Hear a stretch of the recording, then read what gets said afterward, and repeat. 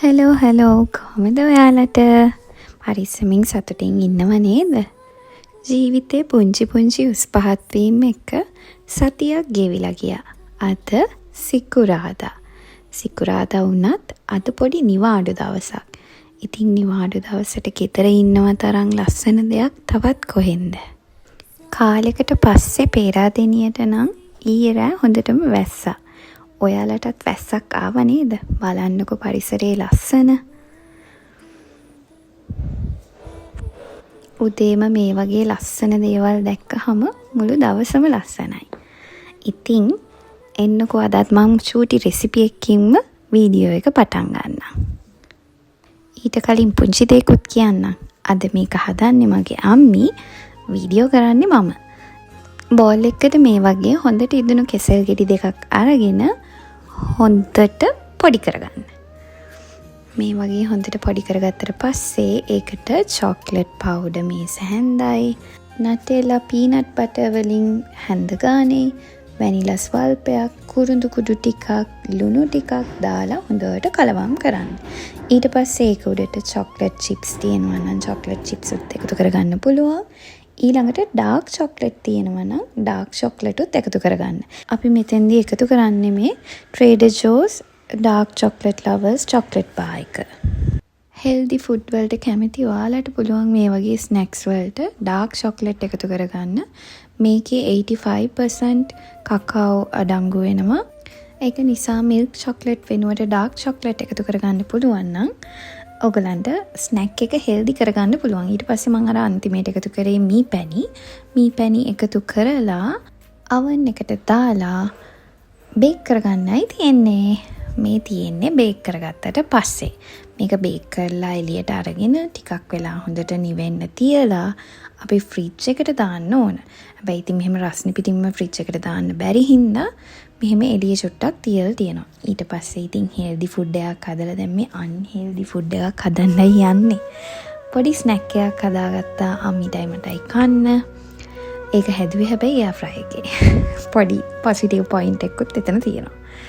Oil use කරේ නැහැ.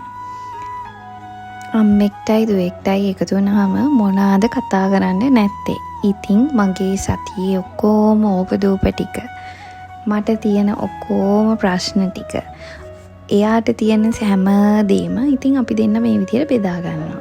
මේ වගේ චිට් චැට් ටයිම්ස් තමයි මම නම් හිතන්නේ අපේ ජීවිතේ අපිට වටිනාම වෙලාවල්. වීඩියෝ එකට මෙයා ඉන්නවයි කියලා එයා දන්නේ නැහැ.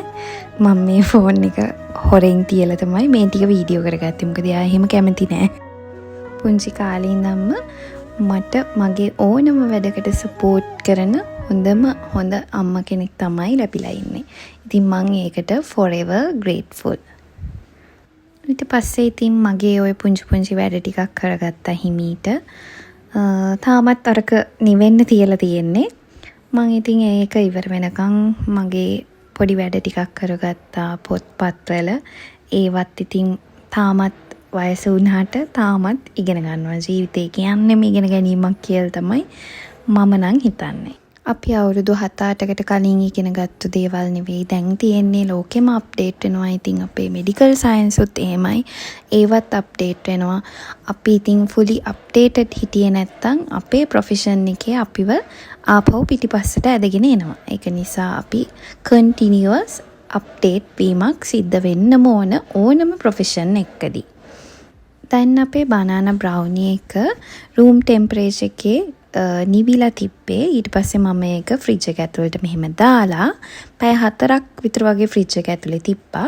ඊට පස්සේ තමයි දැන් ඔය මේ එළියට ගන්නෙ. එතකොට හොඳට සෙට් වෙලා අර කූල් එක කනකොට අතරම මේක රසයි. ඒක නිසා මම කියන්නේ අර රස්නේ පිටින් කනවට වැඩිය ඔයගොල්ලෝනුත් ෆ්‍රිජ් එකේ දාලා කාලා බලන්න. මෙහෙම කූල් වුණාට පස්සේ අපිට ස්ලයිසස් වලට වෙන් කරන්න උනත් හරිම ලේසි.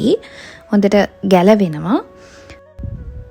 ඔයගොල්ලොනුත් ඉතින් මේක හදලා බලන්න. අර මං කලිනුත් දවසක් වීඩියෝ එකදී කිව්වා වගේ කෙසෙල් නිකම්ම කන්න අකමැති අයට මේ විදිය හොඳයි. ඒ කියන්නේ මමත් ඒ ගොඩේ ඉන්නේ. කෙසෙල් වලට අකමැති. හැබැයි මෙහෙම කන්න නම් කැමති. එහෙනම් පරිස්සමින් සතුටින් ඉන්න. ගිහින් එන්නම්. මොන උදාරි.